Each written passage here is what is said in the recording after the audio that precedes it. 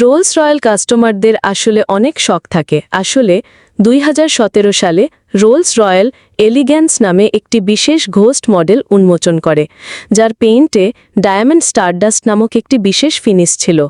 এই অসাধারণ পেইন্টটি একজন ব্যক্তিগত সংগ্রাহকের অনুরোধে তৈরি করা হয়েছিল এবং এতে 1000টি চূর্ণ করা নৈতিকভাবে সংগ্রহ করা হীরা ব্যবহার করা হয়েছে।